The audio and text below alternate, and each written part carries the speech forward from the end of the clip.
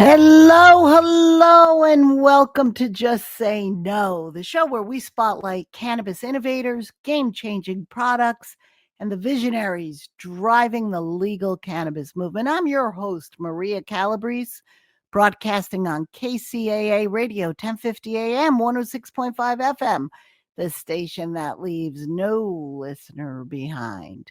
Hey, the cannabis industry. Check this out. It's projected to reach a staggering $200 billion annually. 200 billion each and every year, surpassing the combined revenue of the NFL, MLB, and NHL.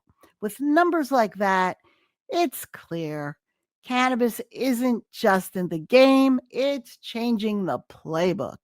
Hey, everybody ready for Sunday, the Super Bowl, Super Bowl Sunday? Okay, got your bets in? Well, much like the Super Bowl, cannabis brings people together, and this year it's making its mark on one of the biggest events in sports.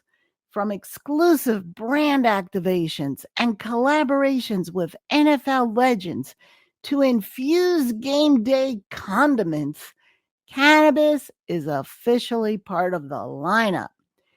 Mint Cannabis, for example, in Arizona, they told me that they've already received over 200 Super Bowl pre-orders for infused pizzas, sandwiches, tacos, and sides. Some packing up to 100 milligrams of THC for recreational consumers. Wow. Cresco Labs, Good News Cannabis, they're spicing up the Super Bowl celebrations with THC infused buffalo and Asian barbecue wing sauces. Yes, condiments are back in select states. Stores and Bickle is bringing their volcano vaporizer. By the way, guys, wow, dry herb vaporizing versus smoking.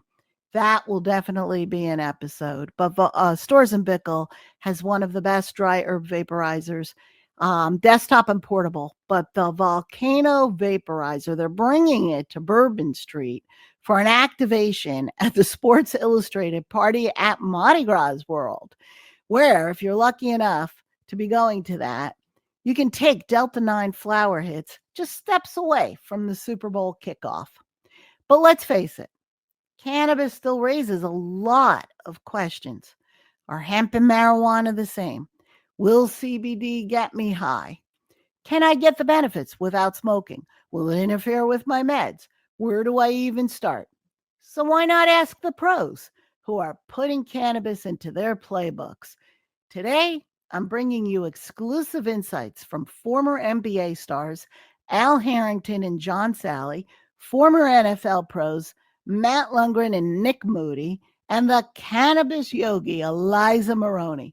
So sit back, relax, and let's dive into how sports are reshaping the cannabis world, one game-changing move at a time.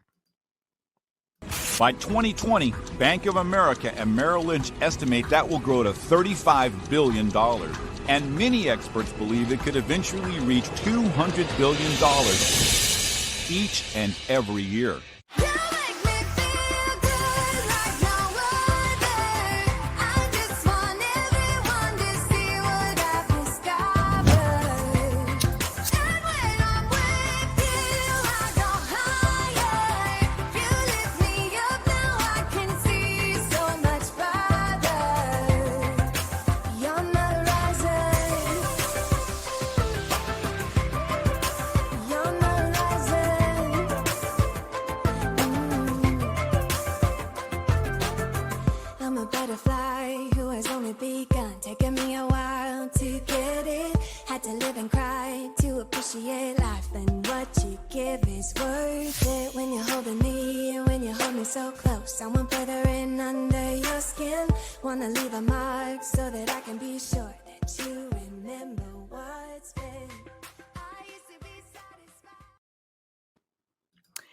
Hey, we've seen cannabis make its way into mainstream sports culture, but for many professional athletes, it's more than just a trend, it's a necessity. Injuries, chronic pain, and post career health struggles have led many former pros to turn to cannabis, not only for personal relief, but as a business opportunity to help others. A few years ago, at the State of Cannabis Conference on the historic Queen Mary in Long Beach, California, I attended a panel of athletes who are now industry leaders at the front lines of the legal cannabis movement. Al Harrington, former NBA player and founder of Viola, a premium cannabis brand dedicated to social equity and top shelf products, he was among the panel. Matt Nordgren, former backup quarterback and managing partner at Arcadian Capital. He started a fund investing in entrepreneurs shaping the future of cannabis. I like this fund because Arcadian believes that wellness enables wealth when we unlock our full physical, mental, and social well being potential. Eliza Maroney, the cannabis yogi and founder of Bend and Blaze Yoga, also attended. Bend and Blaze focuses on how cannabis combined with yoga can enhance performance and help heal after post workout recovery. Maroney is also the founder of the Lucky Box Club, a premier California cannabis delivery service. And Nick Moody, former NFL player turned cannabis entrepreneur, now runs a cultivation and manufacturing operation. Moody knows the struggle firsthand. As a former San Francisco 49ers, go 49ers, linebacker, he played through injuries, battling the NFL's drug policies as much as the opposing team's running backs, tight ends, quarterbacks, and offensive linemen, each out to block, guard, and tackle. For him, cannabis wasn't a crutch, it was a tool. It helped with focus, pain management, and post game recovery. But while the league turned a blind eye to opioid culture, it came down hard on THC, slapping players with fines, suspensions, and constant surveillance. Moody's experience isn't unique. Many former pros, beyond those participating on the panel that I attended, they're speaking out. They're speaking out about the unfair policies and double standards in sports. Let's have a listen to an excerpt from the panel as each shared why they made the leap from sports to cannabis entrepreneurship and why they believe athletes deserve access to cannabis for recovery and wellness. All right. So welcome to our pro athletes and cannabis panel. This is also for anybody that's an athlete, whether you're 80 years old and you go for a walk in the evening, if you're a runner, you like to swim, whatever. Anybody can use cannabis within athletics. So we're quite lucky to have these high-end professional athletes up here with us. I'm going to start off by letting our panelists, starting with Al here, introduce themselves. Well, how you doing? My name is Al Harrington, former NBA player. I played 17 years professional basketball from Orange, New Jersey. Now reside here in Los Angeles. So the war on drugs was really real where I grew up. I either seen people getting locked up or I was always taught to believe that cannabis or marijuana at the time or reefer, how people used to talk about it where I'm from, was a gateway drug. So throughout my whole life, especially me going to the NBA out of high school, I was always afraid of cannabis. And when I got in the NBA, that was the first time that I saw actually top-notch players actually using cannabis, but at the time I still didn't understand it. It still didn't make sense to me. And I looked down on my teammates that used cannabis. But in 2011, my grandmother had come to see me play when I was playing for the Denver Nuggets, and Denver's obviously one of the first markets to, have medical program, and she suffered from glaucoma. And, glaucoma was always the first, thing that cannabis was something they considered to heal. So I was able to convince her to try cannabis, and it was hard because, she was the main person growing up telling us that weed was a gateway drug. And when I was able to get her to try it, I checked on her an hour and a half later, and I went downstairs. She was downstairs reading her Bible. And, when I asked her how she was doing, she said, "I'm healed." She said, it's the first time I've been able to read my Bible in over 3.5 years. And for me, that correlation was just crazy that, you know, from someone like her, and I always say, like, if my grandmother's not going to heaven, we're all going to hell. And, you know, for the first thing that she would do would actually go down and read her Bible, you know, it just spoke volumes to me. And at that point, I started to educate myself. The end of that season, I actually had a knee surgery and got a staph infection. I was in the hospital for, 10 days. I had, 4 surgeries in a week. At some point, I thought I was going to die. But when I was sitting in there, obviously, I'm taking all this pain medication, and this lady that I had knew in Colorado came to see me, and she introduced me to CBD. And she gave me all these topicals, she gave me tinctures, capsules, and ever since that day, I haven't taken an aspirin, I haven't taken an Advil, I haven't taken any pharmaceutical drugs to manage my pain away from the game. And pretty much that's my story, and that's why I'm here. My name's Matt Nordgren. I run a fund called Arcadian. We do a lot of investing in the industry. I've been doing that for years, have been very successful at it. Also was a former athlete. I was a backup quarterback my whole career. Didn't have to use a lot of it for pain, but was around a lot of guys that did for a long time and really saw a lot of benefit that it did give a lot of athletes. In my own personal story, my grandmother had Alzheimer's. We were able to help her quality of life at the end of her life. Had a couple of cousins with cancer, was able to help her quality of their life at the end of their life. All 3 have passed, and so it feels really good to be in an industry that you can do good business and feel good about the business that you're doing every day.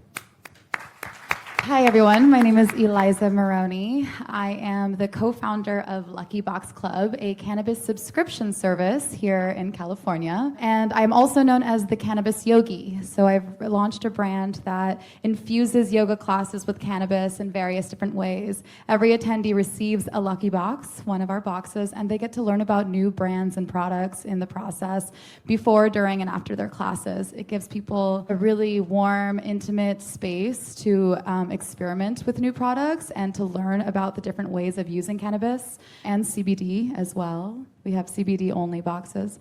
And I am in this because I, just like everyone else I think in this room, have been profoundly moved by this amazing, incredible plant in many different ways. So my history does stem back to being a cultivator and going from cultivation into retail and really understanding the entire plant process, and I'm really proud of that. I am not a professional athlete.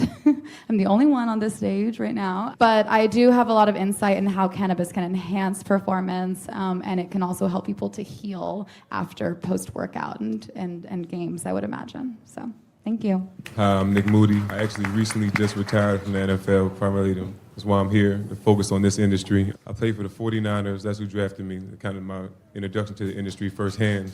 The Niners. And then the Seahawks and the Redskins. We got a company started a couple years ago initially, my dad and a couple partners. We're switching over from a grow to a manufacturing facility. So that's what our primary focus is right now. And the reason I'm really big on marijuana is just not just me, it's my family. We, as a whole, we believe like in the benefits of it, not just physically, but for like your mental well-being. And with my history in football, I played linebacker and free safety at Florida State and then in the league, so I've had plenty of injuries, dislocated shoulders, broken bones, concussions, disc issues, arthritis. So I've had pretty much just about anything you can imagine. So my thing is like the benefits of just the plan itself, them wanting to restrict us from being able to use it and prescribe us opiates, that's a big contradiction in my opinion, and that's what I'm kind of getting into more so now is the advocacy for that. And that and the wellness and the THC and the CBD as well. So that's why I'm here. I wanted to say it must feel good to be able to come out of the closet of cannabis and not have the NFL breathing down your neck. That was huge because personally from my experience, I was a guy that was actually in the drug program. So I got put in there for 2 years and I put in there. Well, I failed the test and then I was placed in there. I was tested twice a week, every week, so up to 8 times a month. They would come 6 in the morning, 3 in the afternoon, Saturday mornings, ask you where you are, you got to give them a log of your travel. So I actually had family members and friends that have actually been on probation. They had less restrictions than I did. But just being in that process and seeing other guys go through that process, and then you actually kind of really realize how much cannabis does help you in terms of your injury and then the stress and like dealing with the stress of being a pro athlete, the family demands and all that stuff. And then when you have that taken from you, when you're somebody that actually relies on that, you don't even realize you rely on it, but it does really help you. you kind of see like the negative outcome of that. Sometimes you'll be in certain situations where you wouldn't even have been in that if you were allowed to still be able to use cannabis. I've seen different guys get into situations when they're in the drug program where they started doing things they would never normally do, and they were just like completely different people. And honestly, I think that with the NFL program, they kind of do more detriment than they do good when they restrict us and then try to tell you what to do. And this is how you need to act, and you got to follow these rules, and you can't act like everybody else, even though you're a normal person, but you got to act this certain way. Meanwhile, some of the guys that give writing the checks, they do some of the wildest stuff you could imagine. Let's give them a huge round of applause for being brave. And they're at the front lines of this movement. It's these guys that are going to help us legalize it.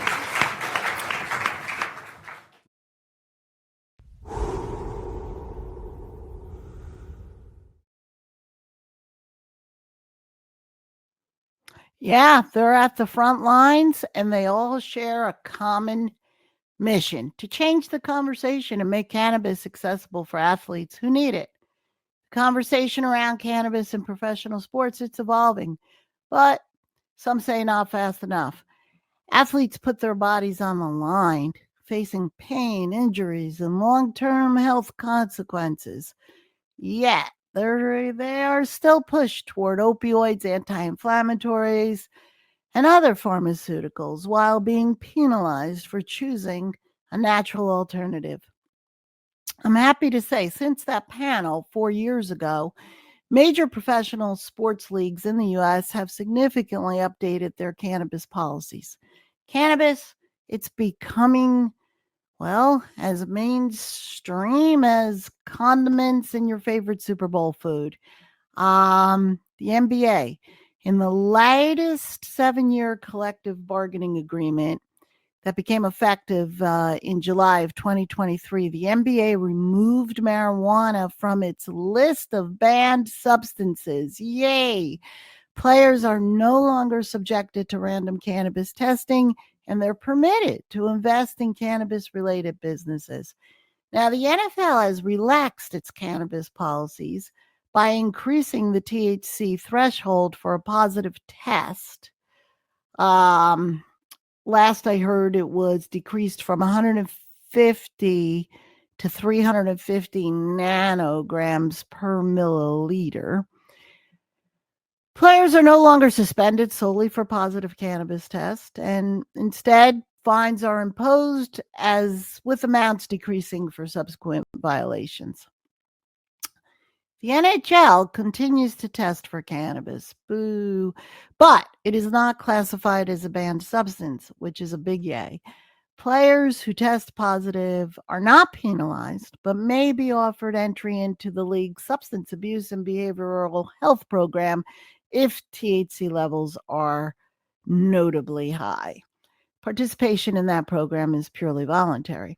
You know, these changes reflect a growing acceptance of cannabis in professional sports, acknowledging its potential benefits for player health and well-being.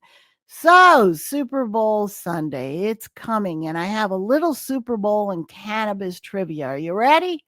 Who knows? Did you know that legendary NFL coach Bill Belichick once drafted a player who openly admitted to smoking weed before every game in college?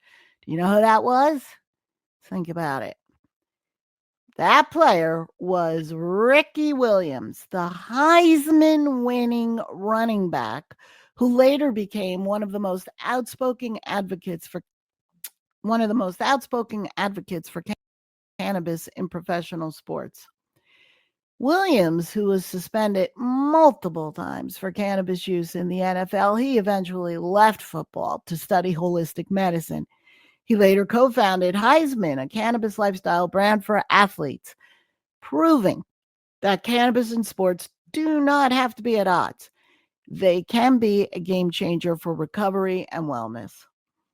Fun fact, the NFL's stance on cannabis has evolved since Ricky's playing days. As of 2021, players no longer face suspensions for positive THC tests, and the threshold for a positive test was raised fourfold. Progress, right? Well, you know what? It is 20 minutes into the show, and 20 minutes into the show, where we're coming to you from, means we're coming up on 4:20 o'clock in Loma Linda, California, and that means it's time for today's quick hit. Today, we're shining a spotlight on the science. Dr. David Behrman, one of the leading voices in cannabinoid medicine. His book, The History of Cannabis as Medicine, takes readers on a deep dive into the plant's long-standing role in healing throughout history. And now, let's get smarter with today's quick hit by Dr. David Behrman himself in this exclusive quick hit clip.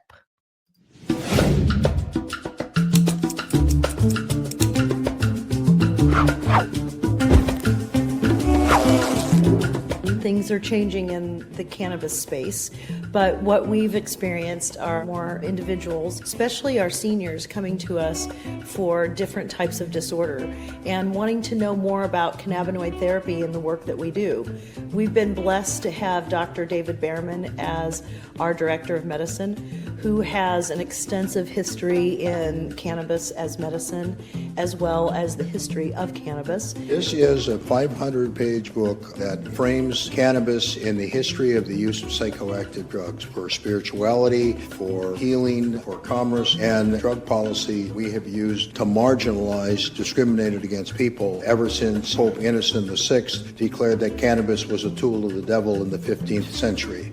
And he did that because it helped relieve the pain of childbirth from women, and we know that they have that pain because of Eve's sin. The list goes on and on about the way in which we in this country, as well as around the world, have used drug policy to marginalize people. And then the last third of this book really talks about cannabis in contemporary times and its use as a medicine, and the last chapter talks about if we were really serious about doing something about substance abuse, what we would do. This is a new book that's going to be coming out October 2018 that is sort of designed for nurses and doctors, and I hope it'll be used as a textbook, and it covers a lot of the science related to cannabis, cannabinoids, and the endocannabinoid system. It's got a lot of science in it, but most of it is readable and understandable. The American Academy of Cannabinoid Medicine is there to certify those cannabinoid medicine specialists who are practicing good quality medicine. We want to marginalize those doctors like the doc in Venice Beach who has the gal in the bikini out in front saying evaluation is $39.95. Cannabis is a real medicine. It deserves more respect. Yes, absolutely. If you read the doctor's book, he gave me a copy last year. It's one of the most definitive sources on history. I didn't know cannabis had people vilifying it. I thought that started with reefer madness in the 30s.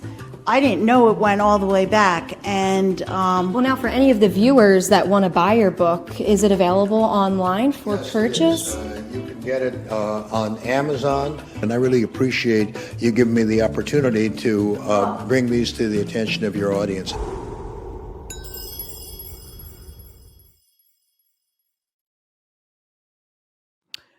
That's right. Cannabis is a medicine.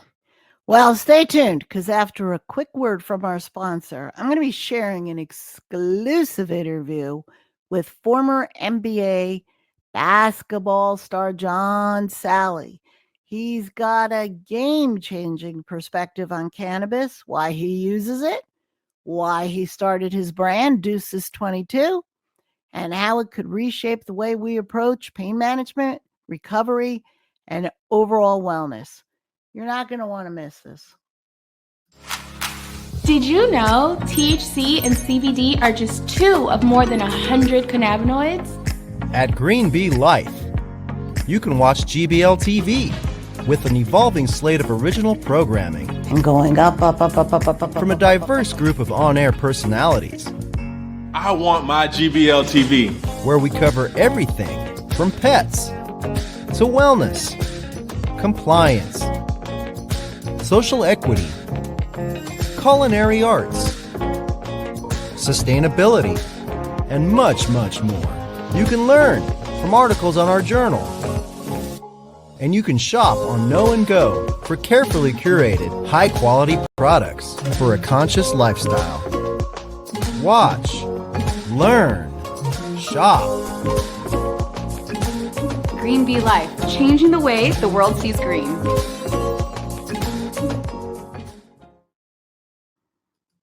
Welcome back. You're listening to Just Say No on KCAA Radio's 1050 AM, 106.5 FM. I'm your host, Maria Calabrese.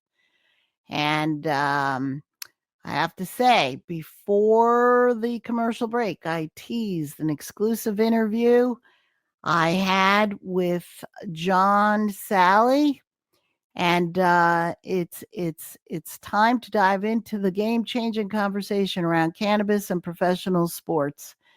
Salley played for the Detroit Pistons from 1986 to 1992, Miami Heat 92 to 95, the Toronto Raptors 95 and 96, the Chicago Bulls in 96, and yes, the LA Lakers in 1999 and 2000.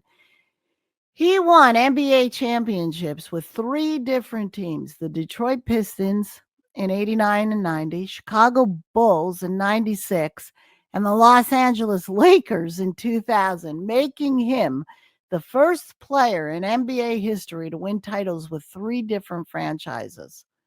Well, the wait is over. John is not only a 4-time NBA champion, but also a passionate advocate for plant-based wellness.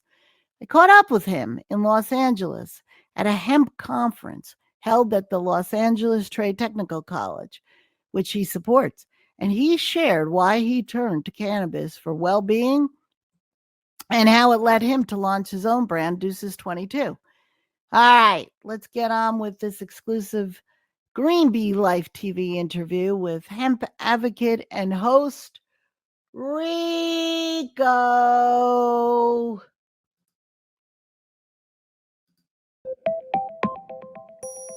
This is Rico with Green Bee Life, and I'm here with Anthony McFeeters and John Salley. We just finished an event at the LA Trade Tech with the Industrial Hemp Alliance. I'm going to hand it off to Anthony to tell you more about Hemp Pathways. Well, we're launching a Pathway series into Los Angeles Trade Tech, and what we're doing is career focus, so we want to focus implementing hemp in everyone's career here. We're trying to create entrepreneurs. We have 9 pathways here at Trade Tech, so we're trying to implement hemp in every one of them. Also have 9 sister colleges, and we're going to implement hemp in those pathways as well. Well, explain to me how you're involved with the hemp industry. I have a cannabis company with my daughter called Deuces 22. She's the CEO with pre-rolls and gummies, and the sister plant, I'm going to say, to the hemp plant. I literally am involved with a hemp grow in California. I am a part of Hemp Week, and I own All American Hemp Company. When I met Anthony at Stuff I Eat in Inglewood, we was at a vegan restaurant. I'm happy to see you there. He's living the lifestyle from what he puts in his body to what he puts on his body to what he puts out in the world, so I had to come check it out. That sounds really interesting. You guys met at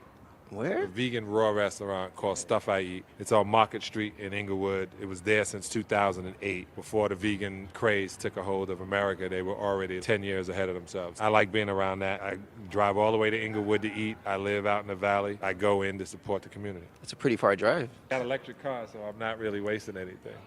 That's the way to go. That's the way to go. You are very involved in the industry. Yeah. Do you partake? I'm about to. I was waiting too long for this interview. Is why it's such a straight interview. No, I do. I believe, so the history is I played in the NBA and for a long time, and not until my 15th year, the month before I retired, did I smoke cannabis. And I don't ever remember feeling that good except for winning a championship. And if I would have been smoking my entire career, one, I'd probably have less children. I would have way more money saved, and I'd probably still be playing because it's an amazing plant. I am investigating and finding 1,000 ways of dealing with it.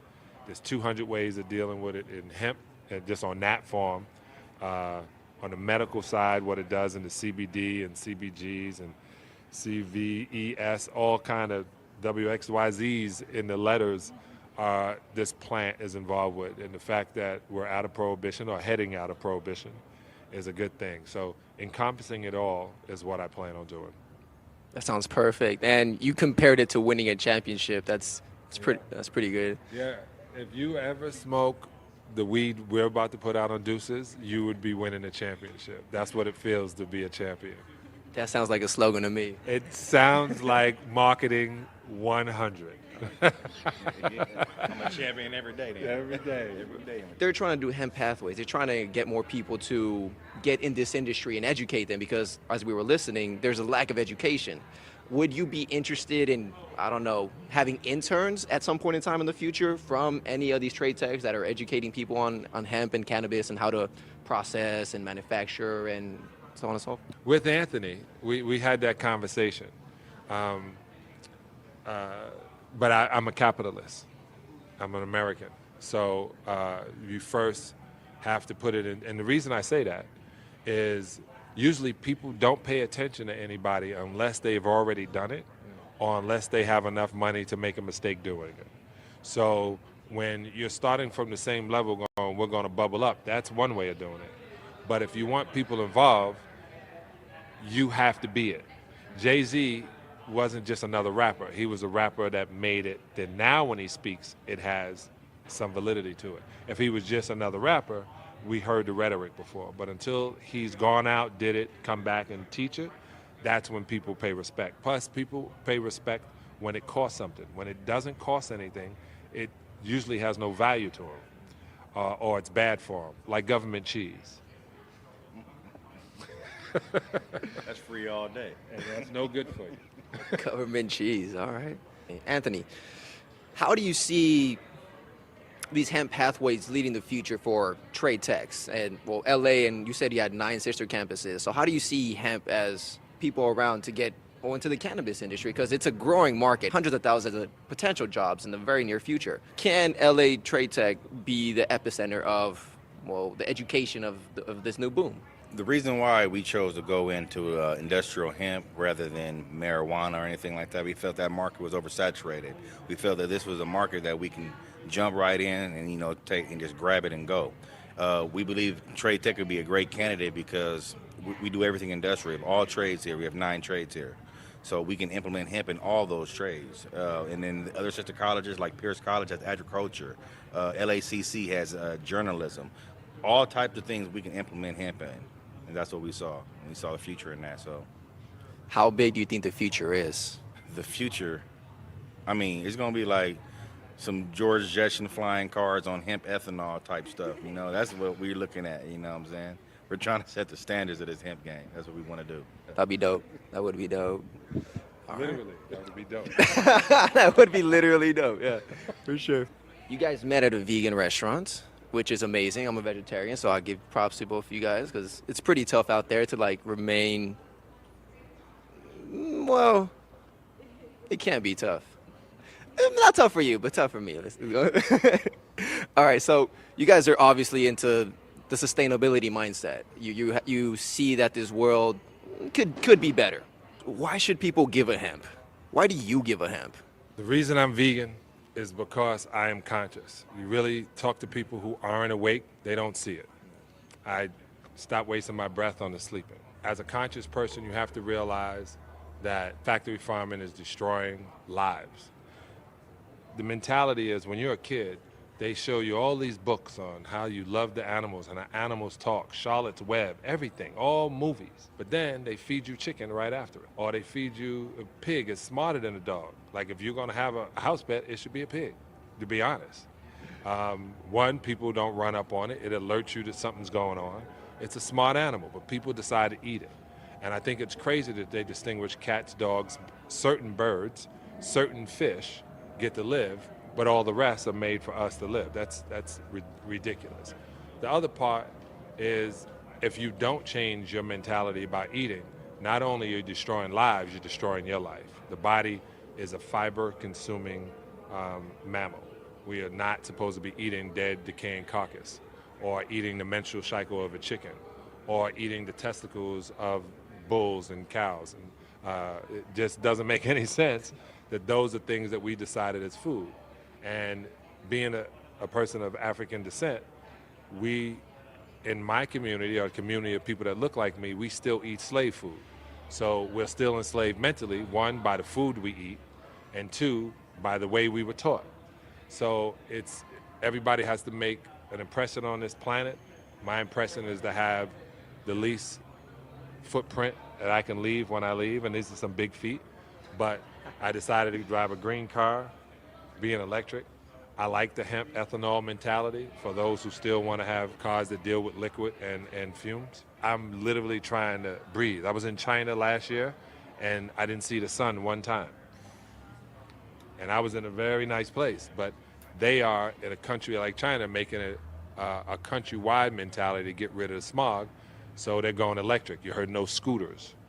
You still have cars, but then pretty soon you hear no cars, and then they'll be able to see the sky. So it's a country behind that. They can call it communist, socialist, whatever, but the fact that the government has even noticed problems with it and how to try to get around it is an impressive thing. So personally, eating vegan means I care about myself. And to care about myself means I care about the planet and the next thing. So I don't think anything has to die for me to live. I'm obviously living well. It shows in my body, and it shows in my mind. That's awesome. Yep. That's awesome, for sure. And I'm going to ask the same question to you, man.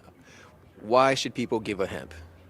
Man, you should give it hemp because, the future relies on it, We're killing our planet. We're, taking all the oil. We're taking all the natural resources.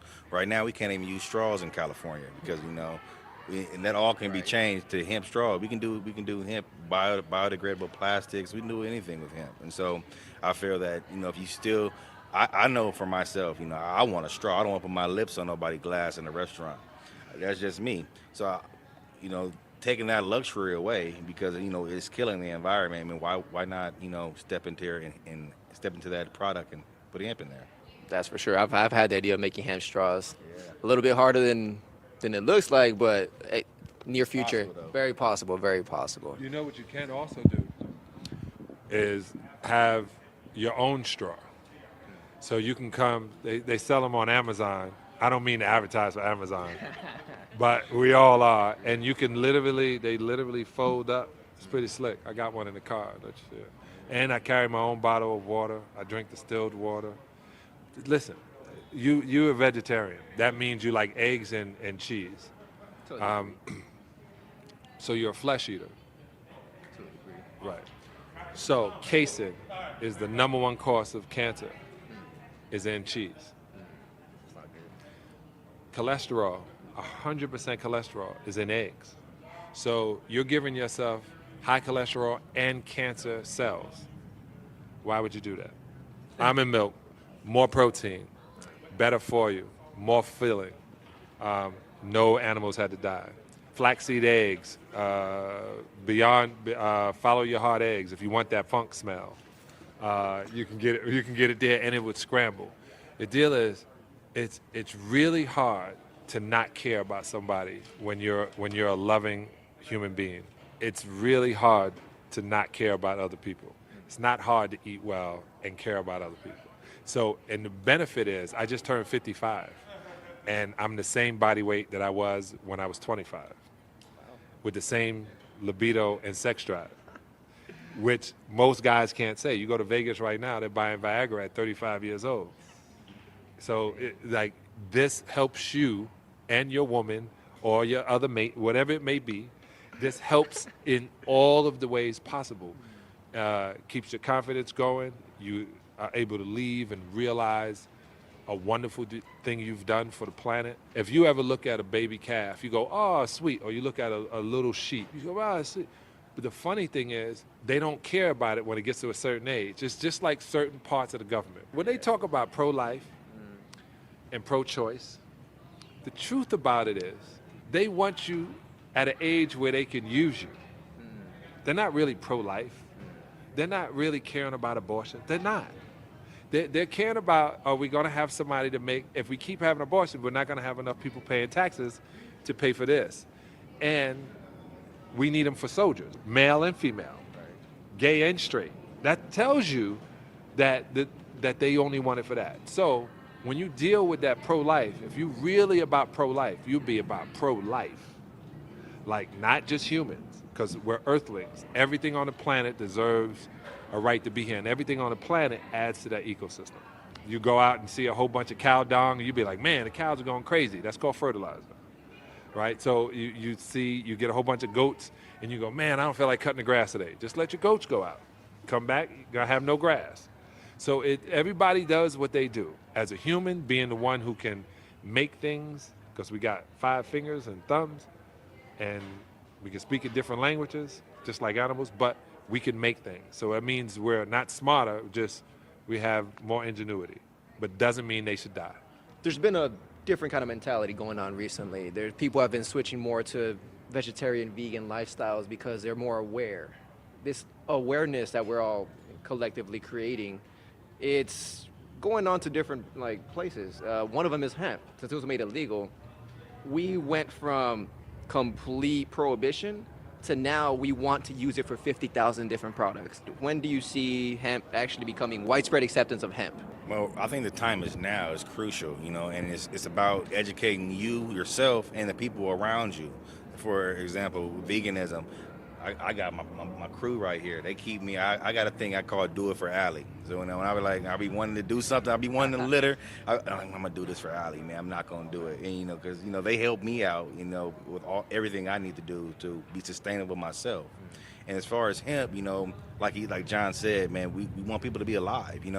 There's so many aspects of this product. For example, hempcrete, man, you can have a breathable wall that filters all the air in your house. You don't have any allergies. We're in LA, a very toxic place. The air here is horrible. So you want that filtered out of your house and become your true safe place there. So you can just, implement hemp. Hemp has so many benefits that we just have to take advantage of it. Especially eating hemp, you got all your omegas, all your proteins, and it's just amazing.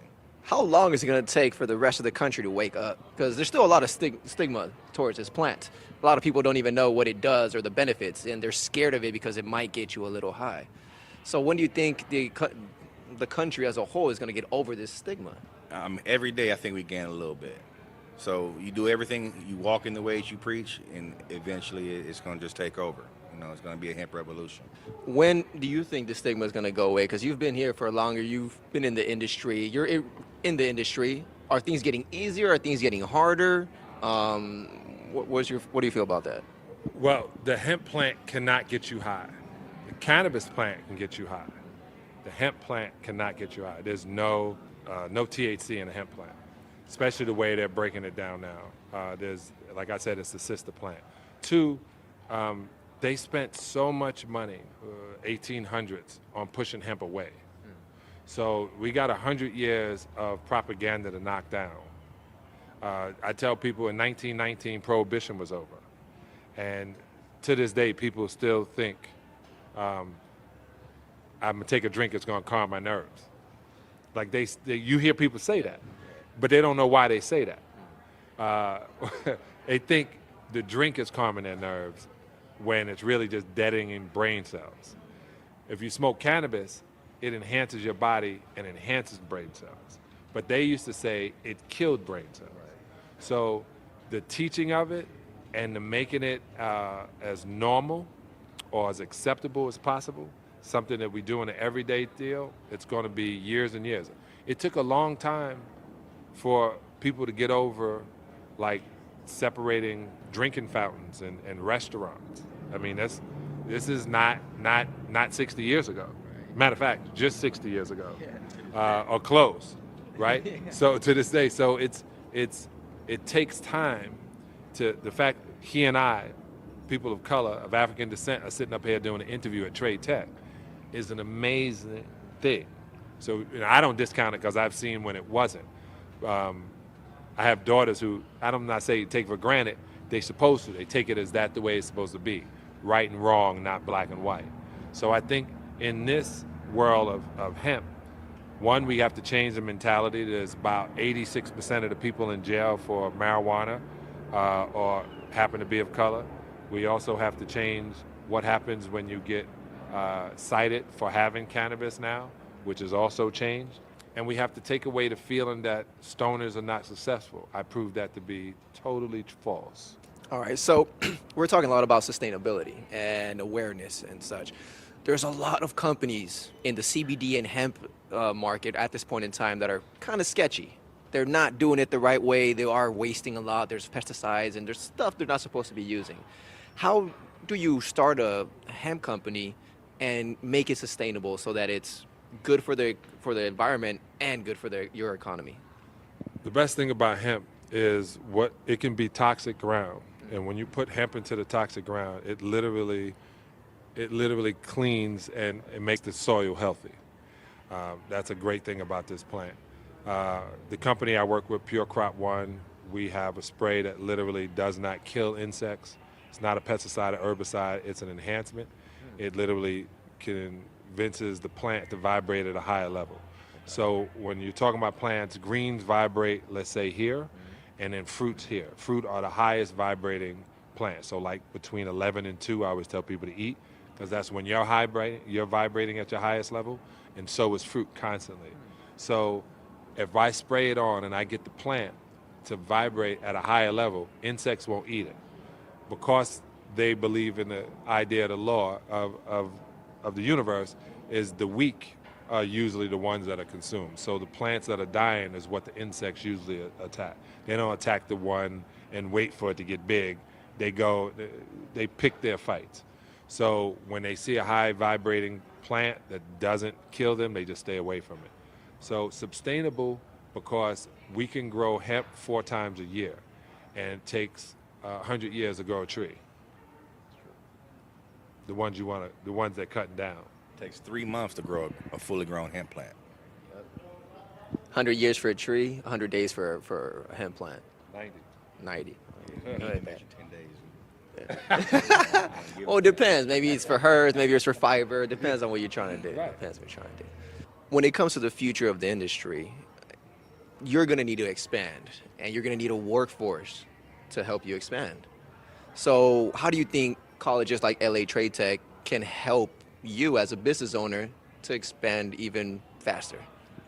So a friend of mine started a cannabis course down in a school down in Florida. It was HBCU, Historical Black College University. They have a cannabis course. I think at Trade Tech, it would be smart to have cannabis courses, not in just bud trading, but in the same way you do if you were going to get into a business of being a florist. This plant is entirely different. We got so many things that can come out of it. 1, how to sell it. 2, how to manufacture it without destroying the integrity of the plant. Marketing, sales force. The school can teach a lot of things, and I like that it's in the middle of Los Angeles, and it's diverse. It's the most important part of it is the diversity of of this campus, because this is definitely, as I said, the future. This plant is going to eradicate about 5 to 6 diseases in the next 20 years, where we don't hear about them anymore. And that's a lot of money coming out of somebody else's coffers.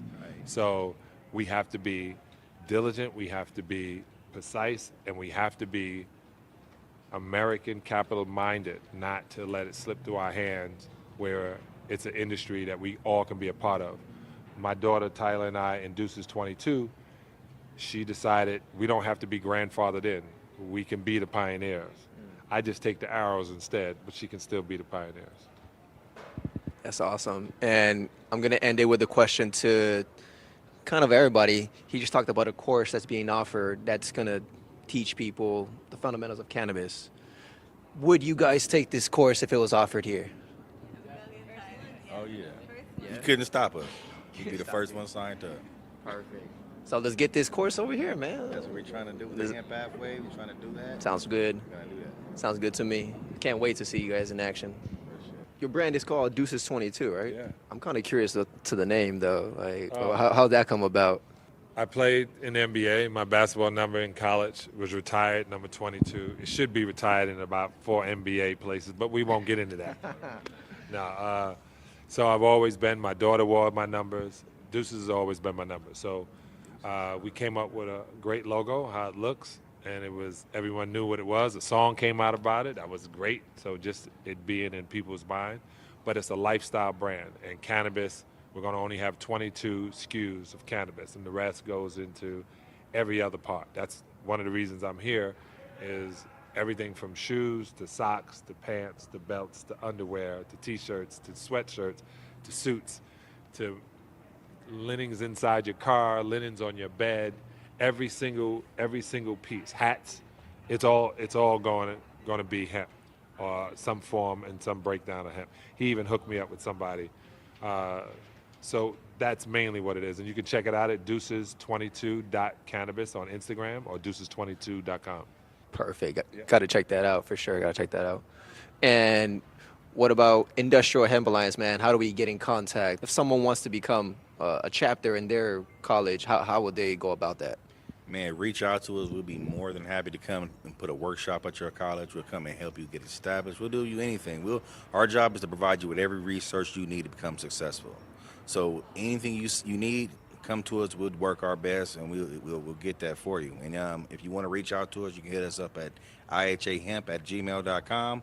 We also have Lehigh Hemp on Instagram and Mr. Cannabis at Instagram. At Instagram, I'm about to say it. Yeah. Mr. Cannabis. Mr. Cannabis. Yeah. For sure, man.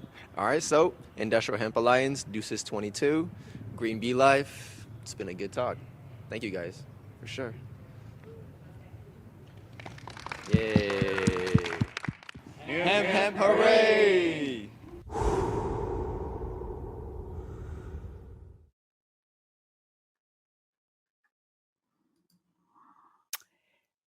Hemp, hooray, for sure. Isn't that fantastic? John Sally, former NBA basketball champion, cannabis advocate, entrepreneur, veterinarian, well, might as well be, vegetarian, healthy lifestyle, healthy, sustainable lifestyle, supporting the Los Angeles Trade Technical College. While the LATTC doesn't yet offer a formal academic program specifically dedicated to industrial hemp, what I love is the college's commitment to hemp-related initiatives through student-led organizations and events. And a shout out to the Industrial Hemp Alliance, the IHA, Industrial Hemp Alliance, IHA, founded by two incredible young women students, Abigail and Noemi Cuevas, and to Anthony McAfee, who was also interviewed during that panel and who is a huge tour de force with the International Hemp Alliance, working with Abigail and Noemi Cuevas. They've been very active in promoting the hemp industry within the campus community. The International Hemp Alliance has organized educational workshops, cooking demonstrations, and even a hemp fashion show to raise awareness about the diverse applications of hemp, and hosted the panel that attracted John Sally. He heard about it and attended it. A true MVP. So if you're in Los Angeles, yeah, you want to support and check out that International Hemp Alliance. But also in Los Angeles, I just want to mention several other colleges and universities, actually across the entire country, that have integrated hemp-related studies into their curricula. It reflects the growing interest in hemp cultivation and processing and its various applications. And some call it the Super Bowl, different kind of bowl of weed. So University of California, Riverside, they have a cannabis studies certificate program at UC Riverside. It's a 24-week online course covering various aspects of the cannabis industry, including the agriculture and horticulture. They're not exclusively focused on hemp, but the program encompasses the hemp-relevant agricultural practices. You also have Cornell University. They have a hemp program. It offers a webinar series featuring experts discussing topics, including hemp cultivation, processing, and genetics. These webinars provide valuable insights into the latest developments in hemp research and industry practices. St. Louis Community College, they offer a certificate of specialization in cannabis and hemp production, Program educates students on the specialized processes necessary to grow, manage, and cultivate cannabis and hemp plants in accordance with their state and federal laws. Murray State University, they've positioned themselves as a national leader in agricultural hemp development, focusing on research, education, policy, and innovation within the hemp industry. And Vermont State University, their cannabis studies certificate program offers a 12-credit interdisciplinary program exploring the various dimensions of cannabis, including its historical, cultural, economic, political, legal, medicinal, and spiritual aspects. It's a multifaceted plant, folks. And that their program also includes cultivation of cannabis, commercial development of industrial hemp. So, hey, these programs, they reflect and validate the increasing recognition of cannabis and hemp significance in agriculture, industry, and commerce. And we need students to be the next workforce. They need to have the knowledge and skills to engage in this evolving field. So stay tuned as we wrap up today's show. We're going to have a quick word from our sponsor.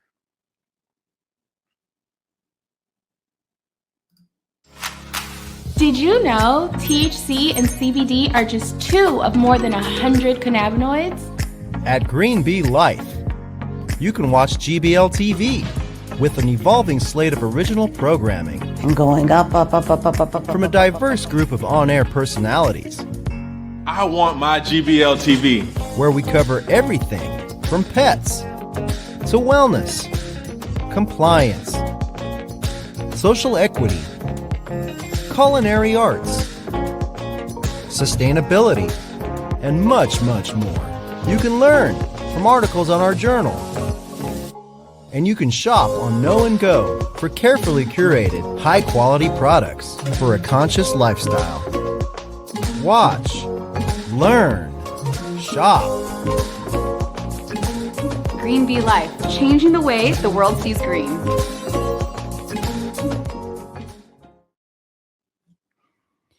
All right, I'm your host, Maria Calabrese, and today we've been discussing cannabis in sports, from the professional athletes sparking conversations to help everyone rethink cannabis as a treatment option and as an agricultural crop, and even down to what's in their Super Bowl buffalo wing condiments.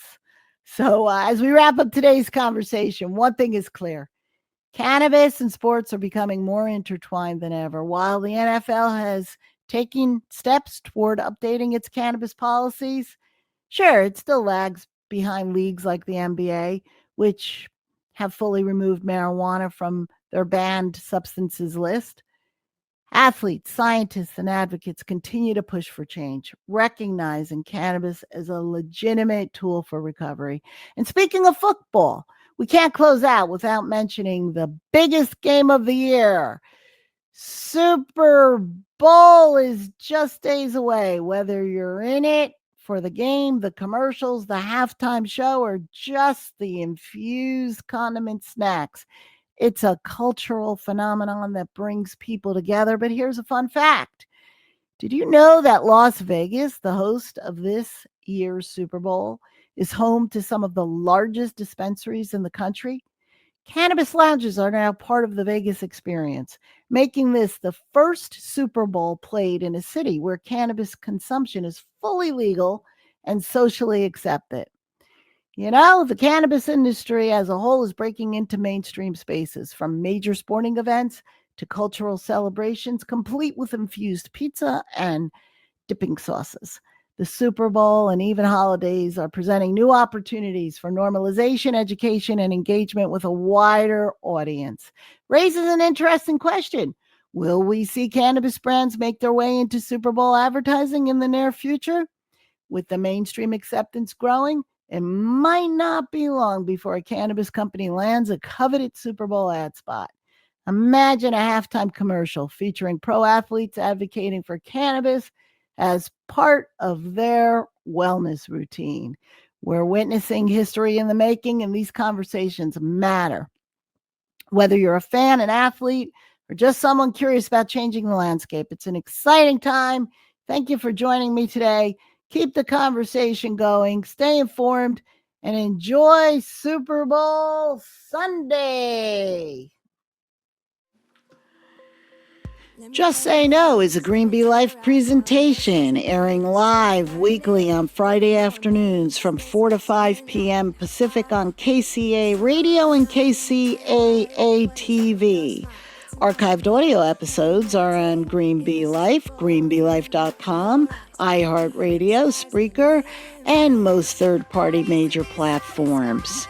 For archived videos, check them out on GBL TV, on Green Bee Life, YouTube, and Rumble. To follow us, our Instagram and Facebook is at Just Say No Radio. To apply to be a guest on